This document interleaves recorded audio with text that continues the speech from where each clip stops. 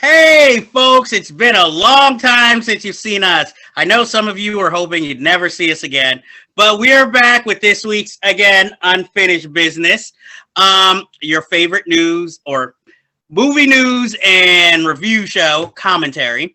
As always, I am your host, Jeff Gallashaw, Projector J1 on Instagram, and also you can find me or my work at Unfinished B2, or you can try Facebook. Oh, and YouTube, where hopefully you're watching this if you're not watching it on Instagram. And with me, as always, is my co-host and popular filmmaking friend, Andre Joseph of AJ Epics Productions. Hello, everyone, and welcome to the show once again. Yes, we still haven't gotten canceled yet. Thanks to all of you. So on this warm summer day, we're in here talking to you, so you should appreciate it. Well, not summer, spring. But this week, we are going to eventually review Mortal Kombat that is on HBO Max and in theaters. I still am a little hesitant to go to movie theater, so I watched it on my big screen television. But we can get into that later. First, let's get to movie news. Yay. So this week, what? You want to talk about movie? I said yay. Oh, that sounded like you said, eh. What did I say? What is it, Seinfeld all of a sudden? Oh, God, Seinfeld. So I say, you don't like movie news? Okay, this week, let's start off with what everybody loves out there in filmland, Marvel movies. Marvel / Disney has had a big press conference to let us know all the dates and all the titles of their upcoming slate or planned upcoming slate. Since everything had to be pushed back a year, so we don't have Black Widow yet or Doctor Strange 2, which was supposed to tie in with WandaVision. But there were some interesting titles. I mean, we all knew the Eternals was coming. I guess the big question was it going to be ready this year? And with Chloe Zhao just winning the Oscars, which we will talk about later, now this is even more anticipated. You know me personally, the one I cared about the most was Black Panther 2, Wakanda Forever, which, not trying to diss, could have thought of a better, title. But, I like the theme, still haven't let us know how it's going to continue the saga after the unfortunate death of Chadwick Boseman, but we'll have to see it to see how that works out. And Ryan Coogler is coming back. I don't have the list of the dates, but is there any Marvel sequels in particular, or maybe new titles other than the Seven Golden Ring Shang-Chi coming out in September? That's the only other one I remember, other than, of course, Black Widow. That are coming out next year that you would want to talk about, Andre? Well, the big one for me, because I know we still have Black Widow. That's the first one. Then Shang-Chi or Shang-Chi. I've heard two different pronunciations of it. You have Eternals, and that's in November. The big one for me is Spider-Man No Way Home. When is that one supposed to come out? That's in December. It's right before Christmas. Oh, so we'll finally find out if all those rumors of all these multiverse casting, bring back past characters, because, they're acknowledging Jamie Foxx as Shocker, which is a shocker. Well, Electro, and then, of course, Alfred Molina coming back as Doc Ock. And then, meanwhile, you got Andrew Garfield doing an interview saying how he never got called to do the movie, and he tried to, firmly deny he's doing it. But if you really read the tea leaves and you see some stuff that surfaced online, he's BSing. They're really they want to really anticipate this thing because Sony wants to make their $1 billion. I don't see how you just follow it up with just another generic Spider-Man versus another big supervillain. I think this is, in fact, a live-action Spider-Verse movie. Especially after they give you that ending at the end of the second movie. It's wait, we're crossing paths again? But I just hope it's not one of those stupid spoilers like with WandaVision where Paul Bettany was the big guest star is going to be on the level of Mark Hamill, Luke Skywalker. It's an actor I've always wanted to work with, and with his dry British humor, myself. I still like you, Paul Bettany. And then I believe, is it 2022 or 2023? We actually get another animated into the Spider-Verse movie. Yeah, I think it's 2023 that we get it. And I know we're going to get a Captain Marvel 2 eventually. Yeah, it's going to be called The Marvels. So it's not just going to be her. It's going to be Monica Rambeau's character. It's going to be Miss Marvel, who will get her own Disney Plus show soon. So I'm just wondering, does this mean like Brie Larson is going to have to retire a little from the role? You know, people have been like thinking that would be the case. I don't think so. I think she's going to be a full-on lead for the long run. Oh, okay. Well, you know, I'm happy until this isn't a highly anticipated movie, but I know eventually it's going to come when they finally make another Hulk movie. And I'm just crossing my fingers. Please just make this one good or decent, because I know I'm not the only one who's been disappointed with those films of the past. But the character's been excellent in other movies, but when it came to their own, it was dropping the ball, like the first 2 Thor movies. But then you get the right people behind it, and oh my God, this is so good now. You know, so I just think they need maybe more of an independent oddball choice if they decide to ever make a Hulk movie, which is not on the horizon. And of course, you know, the rumored Fantastic Four movie eventually. Well, we have a Fantastic Four movie coming out. It's going to be the end of Phase 4. Just in time. I like, when it comes to the Marvel movies, I mean, I know they're just going to play until never ending. I'm also happy to see Thor Love and Thunder? Oh yes, Thor Love and Thunder. I'm just hoping, you know, obviously since Taika Waititi is coming back, it'll still stay in that kind of comedic zone. Yeah. And Guardians of the Galaxy 3, which is supposed to be at least for Dave Bautista, I guess, the last of those films. And no, I think it should be the last Guardians period. James Gunn had already confirmed it would be his last one. Oh, okay. So I'm like, see, you're more plugged into these. I'm just like, okay, that's nice. Let me move on. Any other Marvel or upcoming or sequels that you want to talk about? Well, yeah, Doctor Strange and the Multiverse of Madness. I'm interested only because that was one I didn't expect to be good, and I was surprised at how much I enjoyed it.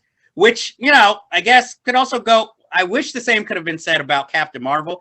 That one was like, I really was looking forward to it. And it was like, it's okay. It's not horrible. It's passable. It's passable, yeah. I like the 90s setting, but beyond that, I thought it was kind of shoddily edited and some other issues I have, but I didn't think it was terrible. Yeah, I mean, I like Brie Larson, and I'm happy Samuel L. Jackson actually got, you know, a more meaty role in one of the films finally. But yeah, other than that, I can't really think. I mean, other than the ones we know are coming soon, like Black Widow, and I haven't watched Falcon and Winter Soldier. Yeah, I haven't seen the series yet. Okay. I will, people. I will. So before you start yelling at me, I will. And just like I definitely will watch the Loki series. And anything else to say about Marvel? Yeah, well, Blade. You know, Mashal Ali taking over for Wesley Snipes. I mean, I'm excited about it, but since we don't really have any details yet, I'm like, we'll see. I mean, I really want to see it because that was really one of the first superhero, especially Marvel superhero movies out there that they tried. And no offense, I feel like it doesn't get enough respect. And it doesn't. You know, it's very underrated. Yeah, the third one's horrible. I can go there. But when you hear of all the behind the scenes problems with it, it's understandable. But, you know, one of the bad things about it is the script. I'm like, so we're going to end this series. He goes up against Dracula.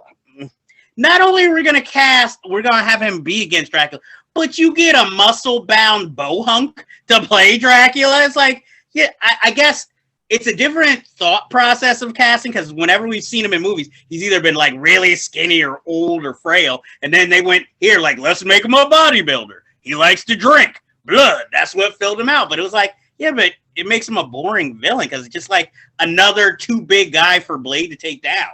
And plus, you know, that movie has a lot of problems. Maybe one day it'll be one of our deep, because there's so much to talk about when it comes to that movie. I still think Wesley Snipes should somehow, I'm hoping, get a cameo in there. I believe he will. Yes, because he needs a comeback. Definitely does. And I am a Wesley Snipes fan, you know. So moving on from that, we must talk about the travesty or the disappointment that was the Oscars. And I like the Oscars. Yeah, I know I'm in the minority here while being a minority, but you know, I look forward to them every year. I'm just like everybody. Oh, this should have got nominated. That person should have got nominated, but I'll still watch. This year, I don't know what happened, but it seemed like they were moving well, at least with time, of at least for the first half of the show. Then all of a sudden, it's like got blindsided, where it was like, yo, why is it taking so long in between awards? Before we was like pinch hitting these things.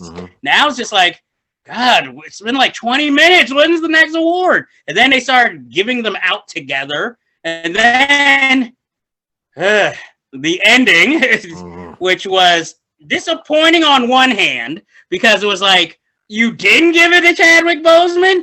And then worse, okay, the whole night, we've had people overseas just making speeches on computer screens. But Anthony Hopkins not only didn't show up, but he was like, I don't feel like making a speech. And they abruptly ended the show after they announced him. Exactly. It was like, okay, Anthony Hopkins wins. Yay! Credits.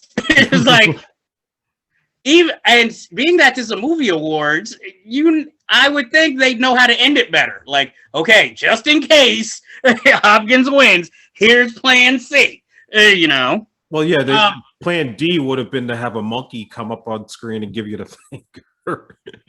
Or do it like they used to do the Emmys. Be like, oh, Mr. Hopkins isn't here, but I will gladly accept it for. And then have that guy go up, and then it's like, good night. Yeah, you know, it's like, at least, you know, some kind of ending, not just like everybody looking. It was like, it's like a Curb Your Enthusiasm ending. It was like, hey, Anthony Hopkins wants. Everybody looks around at each other, and then you just hear the music. Like, because nobody knew what to do. Yeah. Other than that, you know, of course, there's the people I wanted to win other, you know, than obviously Best Actor. That I was slightly not who I would have voted for. I'm not going to say anybody doesn't deserve something, because who am I? But you know, according to, I guess, whoever you read, or if you compare performances, maybe some people I would have preferred to win. You know, I unfortunately still have yet to see Minari. I really want to see it. Promising Young Woman.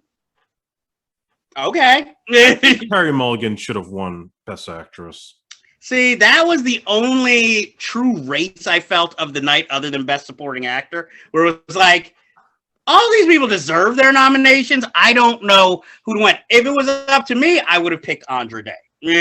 Yeah, but I would not have. Yeah, I would not have complained if Viola Davis had won, even though, you know, her character's name is in the title, but it's more a supporting role. Right. But I'm like, let her do it. You know, I don't make these rules. I did see Pieces of a Woman, and it's an okay movie, but I will admit Vanessa Kirby gives a very strong performance in it. Carey Mulligan, she did what the role called for, and I don't know if I would have immediately thought Best Actress material, but it's a good performance. And I was, of course, happy that Daniel Kaluuya won Best Supporting Actor. That was much. Yeah, I mean, that was a tough field, because you have your Lakeith Stanfield, who should have probably been in Best Actor category, considering he's in almost all of the scenes. Mm-hmm. And then you have Paul Raci for Sound of Metal, which is also a good performance. Yeah, I don't remember the other two, but I know they deserve their nomination. I would also say, too, because I mean, I've been very vocal about Boseman getting snubbed for Best Actor. I would have actually been okay if Riz Ahmed had won, and I wouldn't have complained. You wouldn't have? No, I think he was excellent in that film. Okay. I believe he deserved the nomination. I didn't think he was going to win.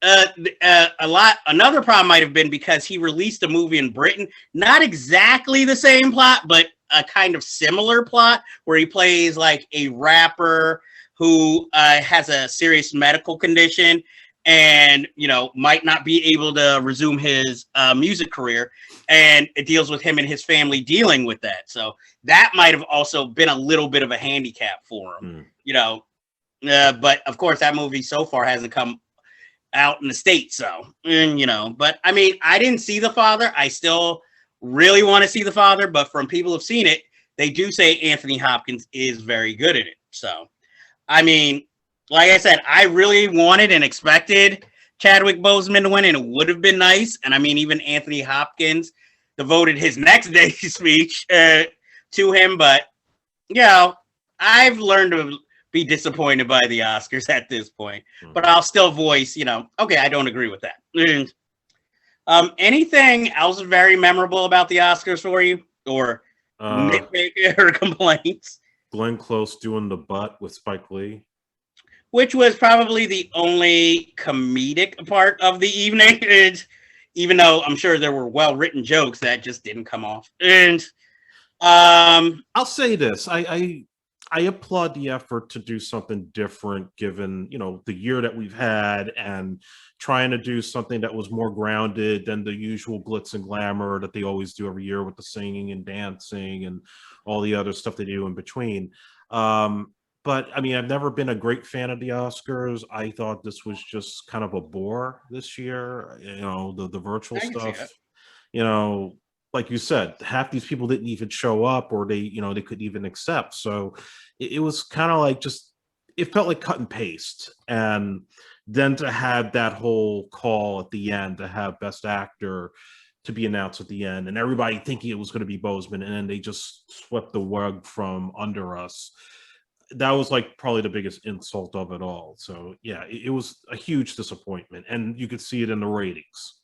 Well, it also didn't help that it was something that seemed like, it was playing in advance, but it seemed like it was playing last minute also. Like, hey, let's just do this. Because actually, they should have maybe tried to do something like they did with the Emmys, but I understand it might be difficult for more of the international people who couldn't be there. You can't have somebody in a hazmat suit waiting outside there. I was like, sorry, you didn't win. I thought they could have tried something like that.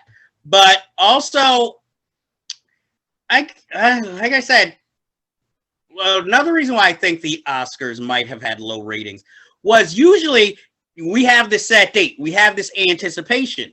We didn't have that many great movies that came out last year. And if they did, and if you did see them, you had to see them primarily, on a television or cable link or internet. You couldn't go to a theater and really see them or feel them. And then they moved the date to later, which was understandable, but it just felt like so elongated, the wait for the Oscars, that after a while you're like, we're already in the movies this year, and you guys want to talk about movies that came out last year. We bypassed them by now. And what also didn't help is that usually it's like, okay, movies have to be out publicly by December 31st. But you had films that were still coming out in January and February that actually got nominated. And so it's like, shouldn't these be more eligible for next year now? But we're going to count it for this year? And so it's just very confusing. And yeah, that did strike me as odd, because a movie like Judas and the Black Messiah would have been qualifying for next year, not this. Exactly. And now if I want to put it on my top movies of the year, it's like, yeah, it won 2 Oscars earlier this year. And now I'm putting it down as one of my best movies of 2021. So it's going to be a weird end of list. And anything else really to say about the Oscars before we? All that's been said is there.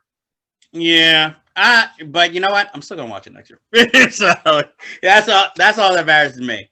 But I did like that they went kind of old school, like the way it used to be. Okay, here's this small little auditorium. Here we'll give out the awards in a more business-like manner. At the expense of pushing out the homeless bums in Los Angeles. Well, I'm sure they're back. Displace them for a week, and I'm not trying to sound heartless, but hey, they did the right thing. They pre-taped at least the best song, so here's a performance by such and such. Now we're back. Okay, this isn't really news, but I guess you can call it somewhat interesting because it has nothing to do with movies in particular, but more some stars out there. Seth Rogen finally opened up about James Franco, where he said he didn't insult him. He just said that there are no plans for the two of them to work together in the near future. And, a lot of people are complaining that this commentary comes way too late because, James Franco's been accused of this stuff like 2 years ago, up to 2 years ago, and now you're finally going to say something about it. And it seems like it's more of a reaction because, like, actress Charlene Yee said that basically James Franco sexually harassed her on the set of The Disaster Artist, but she kind of was bribed by Seth Rogen to kind of stay on the production till the end because I guess they felt they needed her in that pivotal role. It's kind of weird. Your harasser is your director, and Seth Rogen's just the producer. So it's a weird situation all around. I mean, at least he said something, but it does come off as too little, too late. I mean, I like Seth Rogen, but I know he's getting criticized heavily over it. And yeah, I'm just wondering if this is more about maybe a change in career direction for Seth. Like he's trying to, play more straight man parts, and he's trying to also kind of clean up his act because he's not a young guy anymore. Remember, when he did Knocked Up, he wasn't even 30 years old yet.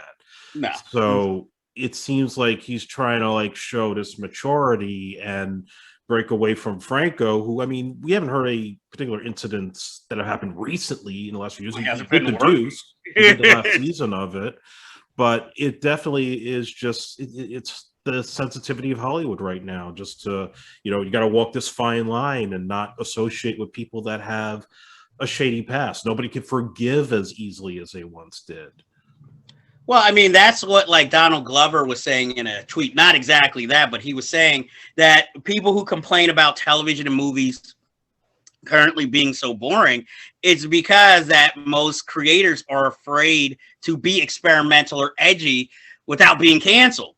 And also, well, he also minorly said, plus their stuff wasn't that great to begin with, because you also got to keep in mind, some of these shows that are ratings winner being critically acclaimed is only because they're the most exciting things that are out currently. Whereas if it was more of the competitive feel like it used to be, these might be like maybe minorly noteworthy and been like, oh yeah, that was okay. But not as good as this, which was more edgy and compelling. It's gotten crazy to the point where like I was watching the movie Only the Lonely with John Candy the other night, and a classic for me. Yeah. And like usually, like if you're watching HBO or one of those channels, they have like, this movie is rated R, and then they tell you what's in it. Now they tell you what's in it, and then they say there's outdated cultural attitudes. Like I'm supposed to like now like be aware that I'm going to be offended by a movie that came out 20 some odd years ago. It's crazy. Now, do they say this like when you're reading the listing, or like when you go on general discussion groups? And no, just like literally when you're about to start, the movie's about to start, they have this movie is rated whatever, and then violence, nudity, whatever's in it, and then they say outdated cultural attitude. So I like that. Nudity, violence, outdated cultural ideas. I'm like, really? It's not just Song of the South anymore. It's your favorite film. So if you want to watch Roger Rabbit, they're going to tell you there's some sexual stuff here going on back in 1988 that they thought was okay for kids to watch. Well, that would mean like every film you'd have to write like, oh, if it's too misogynistic, you got to warn them. From 1950s, it's like, well, 1950s weren't most movies kind of that way. If you're a drinker, that's an outdated attitude. One I miss so much. It was like I recently watched a movie, and I think it was the 1980s, and I didn't realize. I guess now, since you never see this in movies, I really realized that God, this main character smokes a lot, and. At the time watching it, I probably never even noticed. And now I'm just like, wow, why is he smoking so much? But, but that's just the days we live in. And sometimes, I'm not saying nobody come after me for this, but sometimes I wonder if that's another reason like this new generation used to not watch classic films. Like, oh, I can't watch it. It's too insulting to me. Molly it's going to Ringwald cost. came out a while back saying that there's parts of The Breakfast Club that she finds uncomfortable to watch now. And I know what scene she's talking about. But she doesn't go as far as to say, oh, we got to cancel it. Nobody in the next generation should ever see it. It's the way society was at that time, the way it was viewed. It shouldn't be canceled. It's a receipt of the era. If you're trying to cancel receipts, what kind of society are we in that we don't learn from the past? Well, but then you have a film like, oh God, I don't believe I watched this. Walk Proud with Robbie Benson, which is about a teenager who falls in love with a white girl. He's supposed to be Hispanic. And watching the movie, it's after school special pretty much. You know, he's in this gang life. He wants to he doesn't agree with what they're doing anymore, but he wants to stay close to his roots. But you know Robbie Benson is in brownface because he has all this bronzer on. They dye his hair. He has this ridiculous swagger and an abysmal, and I mean abysmal accent that we're supposed to take seriously. And I mean, most of the Latin youth, the male characters, are all gang members. And so, in of itself, that's a little insulting. And you know, half of them are only in this movie because that's the only work they could probably find at the time. And what's worse is that Robbie Benson sings the theme song. Yes. And like I said, it's an okay film filmmaking wise, but it's just so problematic watching it. But I wouldn't say necessarily cancel the movie. You know, I mean, you could watch it, but I give you that warning before you watch it. If you're going to get insulted by that, don't watch it. And I'm not saying it was right what they were doing at the time, but let's face it, no studio at the time was probably going to hire a Hispanic actor to play a lead in a box office film and then be about gang members also. They're going to get the heartthrob because then that instantly makes them sympathetic. It would be maybe like 10 years ago, the same as having Zac Efron play Hispanic in a movie. All I could say is Burt Reynolds loved that kid. Burt Reynolds, no, he didn't really love everybody. I was going to say. I was going to try and say that, but I'm like, come to think of it, no, he didn't. But speaking of Seth Rogen, it did lead to a story yesterday that he told on Howard Stern about how he was cast. Well, he has a book out right now that is also, I haven't read it yet, but I'm going to. And also he has his weed business, of course. And also the Pamela Anderson Tommy Lee is going to be a limited series, and he plays the guy who stole the sex tape. But anyway, let's get to the main story. That Seth Rogen was talking about how when they were making the Green Hornet or in pre-production, they wanted Nicolas Cage to play the villain. So, you know, in preliminary talks, Cage was talking about how he wanted to play the villain. First, he wanted to tattoo hair on a bald head, and that be the hair, and then him have Edward G. Robinson lips. And then he later said, no, let's not do that. I might do that in real life. So it's like Seth Rogen thought he was joking and laughed, and apparently it was, Nicolas Cage being serious. Then he came up with another crazy idea where he wanted to play the villain as a white Jamaican guy with full accent. You know, think Jack Black in I Still Know What You Did Last Summer. But, Seth Rogen was like, okay, that's an interesting suggestion. And then when they had a meeting, Nicolas Cage, who obviously had not even read the screenplay, just all of a sudden starts doing a monologue in full faux Jamaican accent. And everybody in the room is looking to Seth Rogen to see how to react. And Seth's like, okay, that's a good, interesting interpretation. Might be a little problematic. And then Cage is like, okay, well, I gotta go. When it seemed like he wasn't gonna get what he wanted. So, cut to a few years later. Obviously, Christoph Waltz played the villain in Green Hornet. Seth Rogen gets a call from Nicolas Cage, and Nicolas Cage is like, "Yeah, that meeting, the Jamaican meeting we had, you didn't talk to James Franco about it, did you?" And Seth's like, "No," and he's like, "Well, I just saw Spring Breakers. Interesting performance." And Seth's like, "Yeah, but I think he based his performance on a Florida rapper." And Nicolas Cage is like, "Yeah, okay," and hung up the phone, and he never heard from him again. And so it's like, but Seth Rogen said, hey, I'd still love to work with Nicolas Cage. I don't think he ever wants to work with me again or ever. And I'm like, well, maybe not, especially you tell him this story.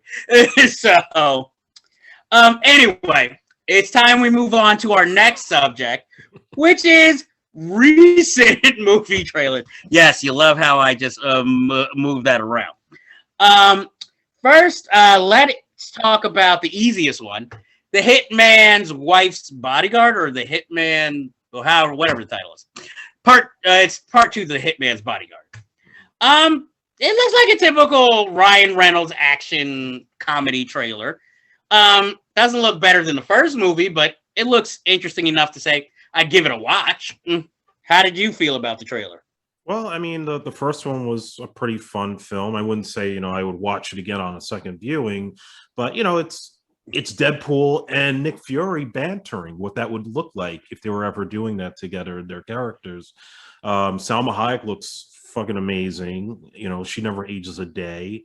Antonio Banderas, I guess he's going to be playing the villain, and I think Richard E. Grant is in it, so it should be good. Yeah, I mean, I would wait for it on Netflix. But it's not something I'm going to go pay money to go see in the theater. But usually, those two are pretty fun to watch together. Yeah, you gotta love the silver hair of Antonio Banderas. It's like, yes, I am the villain. It's like, okay, yeah, that seems more your speed. He's been playing villains a lot recently. Yeah, but it's better than him. It's better than him being like Sylvester Stallone. You need me in Expendables 3. And it's like, no, you're like the scrawniest guy on the team. I did better like, with that part too. I wanted Desperado Antonio Banderas. I didn't want Puss in Boots. Yeah, he seemed more like a tag along. Like, well, we need another man, so we might as well take him. They're like, he can drive the cars for us. In keeping with sequels, I know the internet was ablaze with this one. Venom 2, the trailer, unfortunately, came out this week. And if you didn't think the first movie was bad enough, this trailer for this movie looks worse than anything in the first Venom movie. I need to understand. Why the hell did people pay to see the first one as bad as that trailer looked? They liked it. My thing is, Venom, the first one, I was not a fan. The sequel, I'm not going to go see. Again, it'll probably have to be something that sneaks up on me on cable. Like, let me just see how bad the destruction is. First of all, I'm not here to fat shame anybody. Tom Hardy does not look like he has worked out for this film at all. He just looks like, I just got off a bender. I'm here. Where's my check? They briefly show Michelle Williams, which you would barely be able to know she was in the movie if not her name in the final credits. And it's a shame because I really would like to see Woody Harrelson as a villain, not in this movie, but in any other movie other than this. Hey, I'd be like, if he was in the Hitman's Wife's Bodyguard, you ain't gonna hear no complaints out of me. But here I'm just like, this just seems like for everybody, this is a waste of time and a paycheck. I mean, he's not a terrible choice for Carnage. He wouldn't be my very first choice for that role. The costume looks decent from the very little that we saw. But other than that, the movie itself, the tone and the symbiote talking, I hated it. You did not entice me to think, oh, we're going to merge the Spider Universe now, with this and what they're doing in MCU. It's like, you're just forcing me to not want to see anything that Sony does on their own. Yeah, because notice that one, it hasn't, you haven't really heard that promoted as heavily. It's like, well, there's a trailer. I had more hopes for it before I even saw the trailer than now seeing it. It's like, ooh, it was worse than I thought it could be. I mean, the voice alone, it sounded like the boogeyman for the WWE. Well, the same voice for the first trailer, so that shows.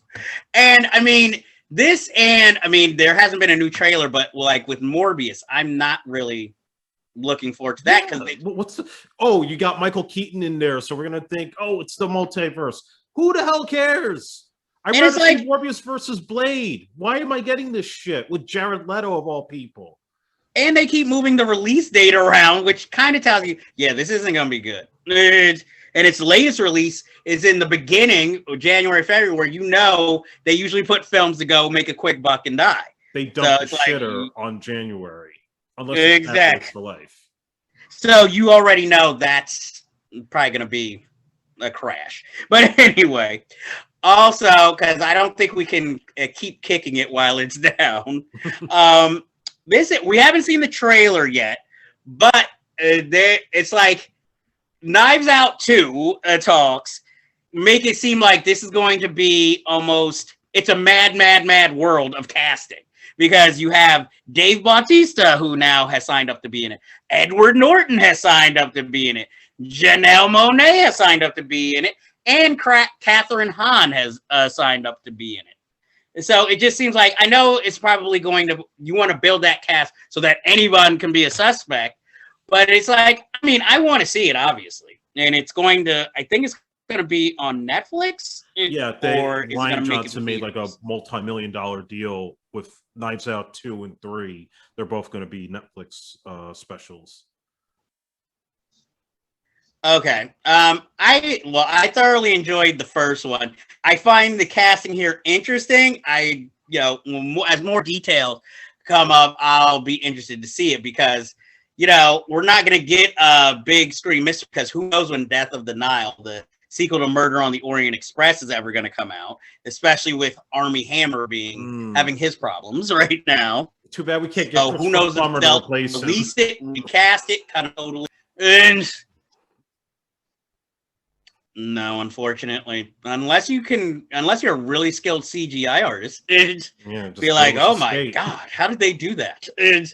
I'd be like, yes, please, we need it. Or if we can't physically get them, but maybe if we could CGI render your favorite Gene Hackman and then just get Gene into a voiceover. Oh shit, did we lose him?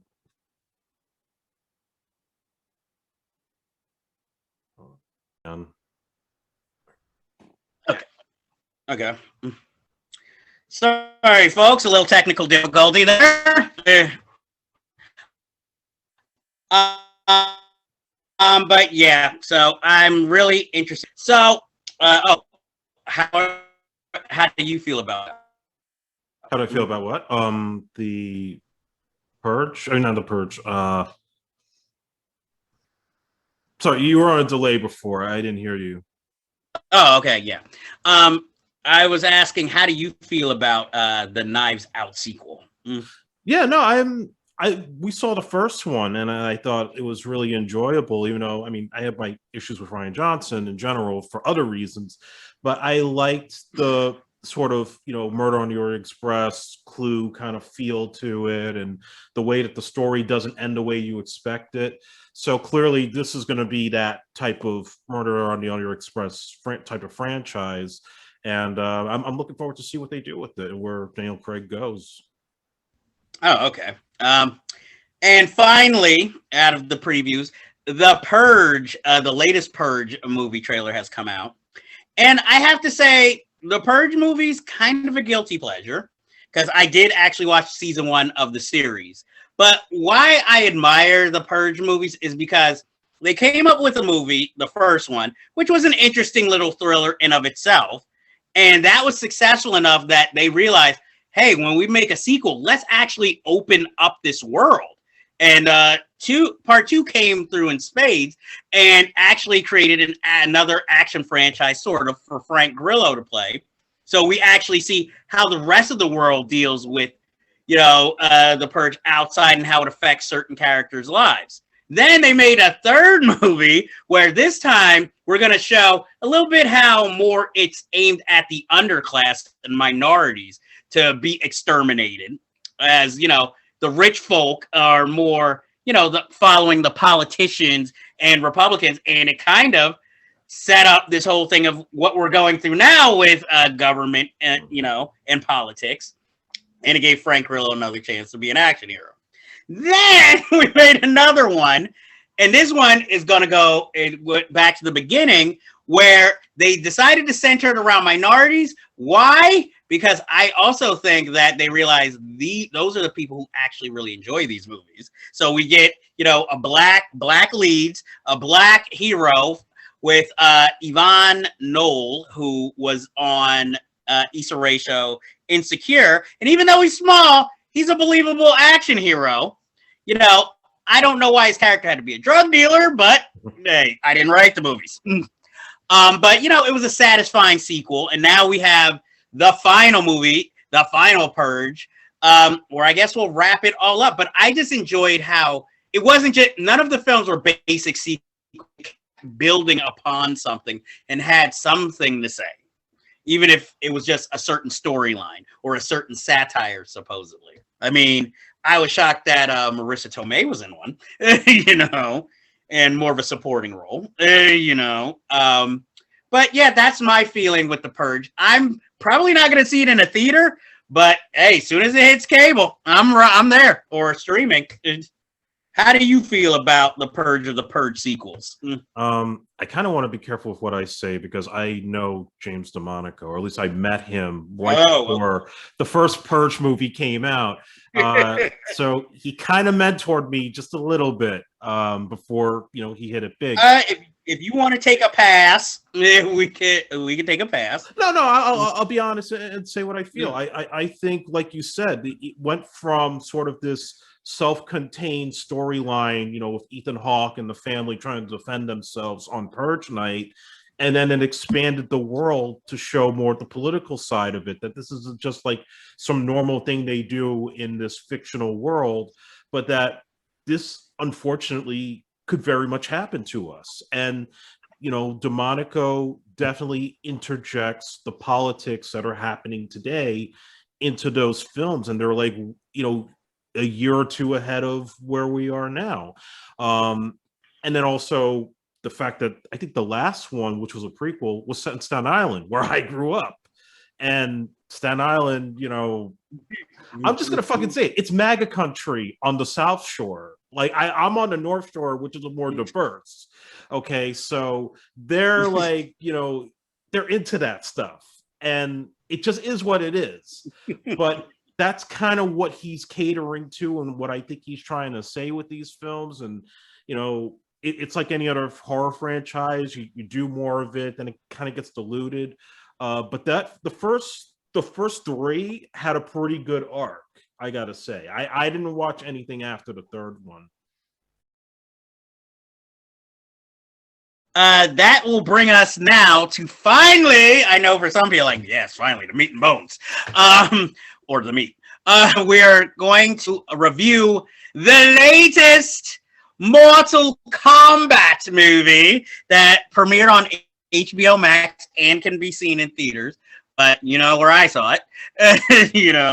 A little story before I give my opinion. The first Mortal Kombat movie, when it came out, I really had no interest. I enjoyed playing the video games. But my friend wanted to see it, and he was my movie partner every Friday night. So we alternated whose pick it was. And he wanted to see this. So we all went to go see Mortal Kombat. And this theater was just nothing but teenagers. Loud teenagers. Violent teenagers. And, they kind of started heckling us and talking back to us. And I told my friend, I'm going to go. I'm leaving. I'm not sticking around for this whole movie. Because the movie hadn't even started. And I'm already like, I'm mad uncomfortable. And he's like, no, I'm going to stay for it. I'm like, I'll wait. This was before cell phones. So I was like, I'll wait for you outside, and meet you outside. But I'm not going to go see it. So I made the excuse of, I'm going to the bathroom. I'll be right back, loudly so people around us could hear. And then I just never showed up. Never came back. And another friend did the same thing with me. And my one friend stayed and actually watched the whole movie. 90 minutes later, he's like, oh, man, it was good. But funny thing, over the years, I've never had a desire to ever go watch it on DVD, tape, streaming. So this is my first experience really watching a Mortal Kombat movie, though I did watch the series. So that's already not starting off well. But I enjoyed the video games. But watching this movie, do you remember years ago when they had concept trailers for a bunch of movies One of them was like Power Rangers before they decided to remake it. Another one was, I think, Dread.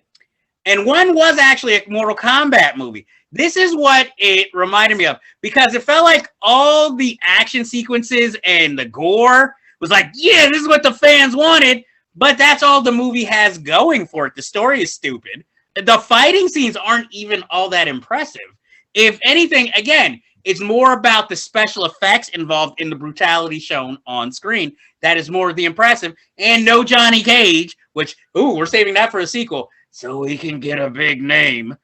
So watching the movie, I was like, I'm entertained enough, but I just kept thinking, like, other than the action sequences, which are the only noteworthy thing here, this movie's really stupid, and a little dull. And then you kill my favorite character, who was a villain, the wisecracking villain, who was, I guess, an old acquaintance of one of the heroes who kind of turns nasty. Oh, and I thought he was the only interesting character. Yeah. I felt like he's the only interesting character the whole movie. And then Kano's really the only other wisecracker. Everybody else is taking this deadly serious. And it's like, this is kind of stupid. And then even when Jax with his arms, when they first come out, it's like, these arms might be metallic, but they look very weak. And then all of a sudden they get armored, and it's like, oh, thank God. Because if not, I was like, you're going to lose every fight. And then, Sonya having to earn her place. And then the lead character having and oh, Sub-Zero, you can't bother. It's just like, you guys are laying it on thick. And then he has a wife and a daughter who they go after, and then that 6-armed dude, and it's just like, I know anybody listening to my review of this is like, what the fuck are you talking about? But that's exactly how the film plays. I mean, this is a film, unless you are a diehard fan of this series or characters, watch it. But if you're just the casual moviegoer, you're not missing anything. Go watch something else, something better. No, I'm not even going to go there. I was going to say maybe even a Nicolas Cage straight to DVD movie would be better than watching this. But I'm like, no, even then. But it's on par, like I said. So unless you just need some action gore, watch this movie. Because even the fight scenes aren't that great. They just end fatality. And that's all that there is to it. How did you feel about Mortal Kombat, the movie?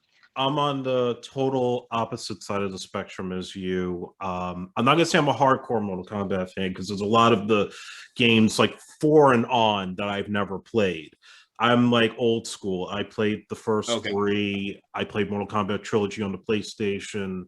And so for me, I was a fan of the original one from 95, which I thought was like the best video game to film adaptation ever produced, because at least despite the PG-13 rating, they made an effort to pay the fan service to people who played the game.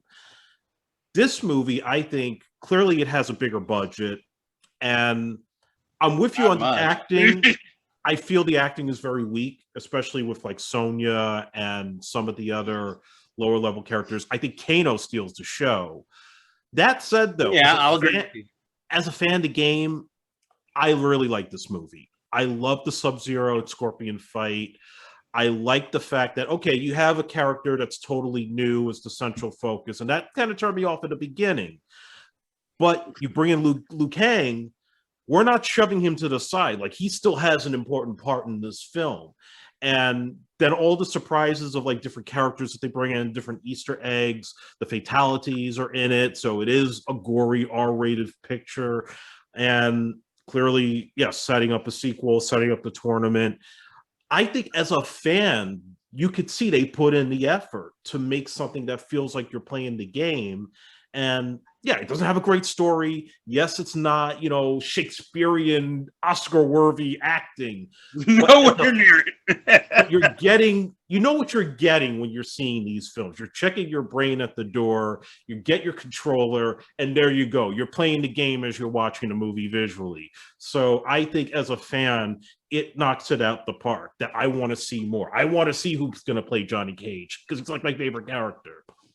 I think he's most people's favorite character. Though, I will admit, when I played the game, I always use Scorpion. And I feel like Scorpion and Sub-Zero are like, when it comes to G.I. Joe, the Snake Eyes and the Storm Shadow. Yeah. They're the most badass characters you care about. The other ones, you're like, okay, you're around, and I'll watch the movie because it's more gonna be around you because the biggest, baddest guys have to have that air of mystery.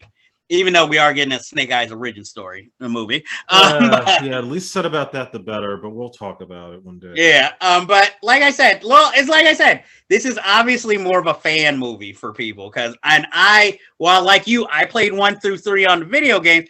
I've just never been a big person that's like, oh, video games need to be made into movies. I never saw the first one, so I can't really critique it or say if it was the worst or best, video game turned into movie ever. I mean, it's got to be better than Street Fighter.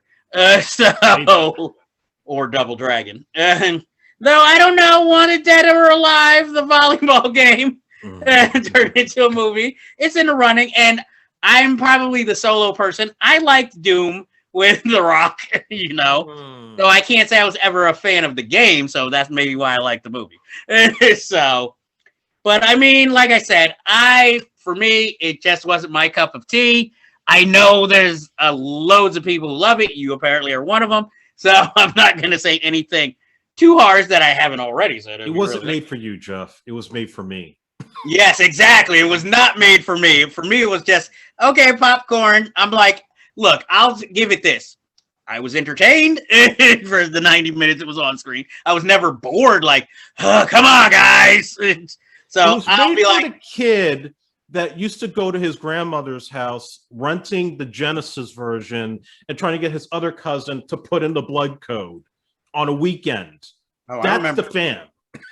Yeah, you're definitely the fan because I remember blood codes. I can't say that I want to. I just remember how exciting it was when finally they released the game uncut in its own way, or unrated, whatever it was called back then. Because I had a Sega Genesis, so that's where I played. But I never owned it. I always rented the game from my local video store. So, and I think that's pretty much it for this week, though. And Andre, is there anything you want to plug before we go bye-bye, so to speak?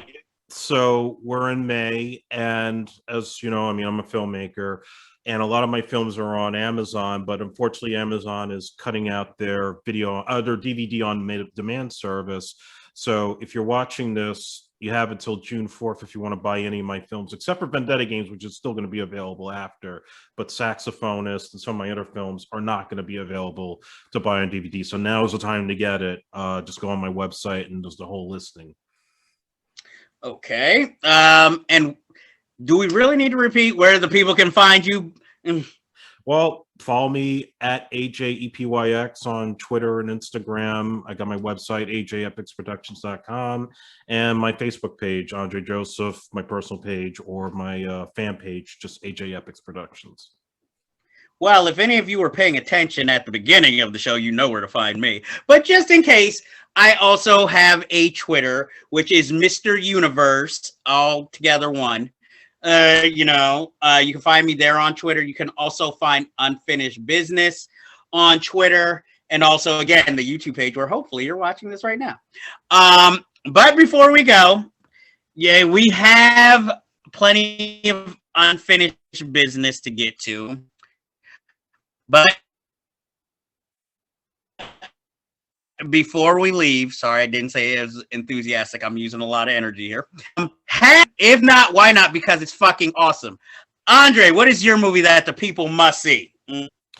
Have you seen the movie Nobody? If not, why not? Because it's fucking awesome. And with that, we say adieu, my fair people.